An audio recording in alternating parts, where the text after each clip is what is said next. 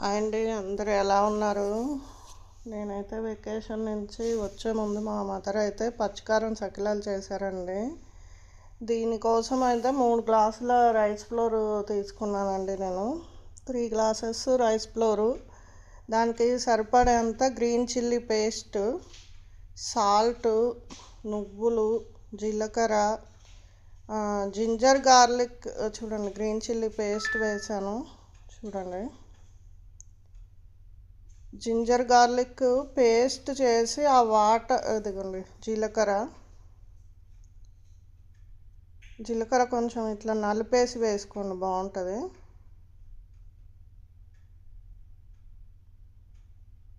చూడండి, ginger garlic grind చేసి paste తీసి ఆ పేస్ట్లో వాటర్ పోసి ఆ వాటర్ ఈ పిండిలో పోయాలండి. ఎందుకంటే అది ఒక్కొక్కసారి చిందుద్దంట, ఆయిల్ మన మీద పడుతుందంట, మా మదర్ అన్నారు. ఇదంతా కొంచెం బాగా హాట్ ఆయిల్ వేసుకోవాలి. ఆయిల్ బాగా హీట్ చేసి అలా పొంగాలన్నమాట. కారం మీద వేస్తే అంత పచ్చివాసన రాకుండా ఉంటుందండి. దీన్ని మనం కొంచెం కొంచెంగా తీసుకొని చపాతీ ముద్దలాగా తడుపుకోవాలి. చూడండి, ఆ విధంగా తడుపుకోవాలి వాటర్ వేసి, అలా అవుతుంది. దాన్ని చేతికి కొంచెం ఆయిల్ రాసుకొని అలా చుట్టాలండి. సకిలంలాగా మీరు అల్లాలి.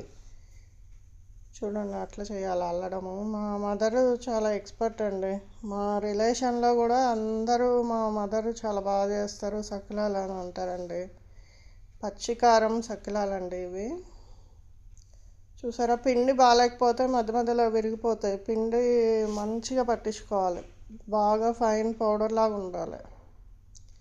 అంతే అండి. ఇవి బాగా కాగే హాట్ ఆయిల్లో వేసి ఫ్రై చేసుకోవడమే అండి.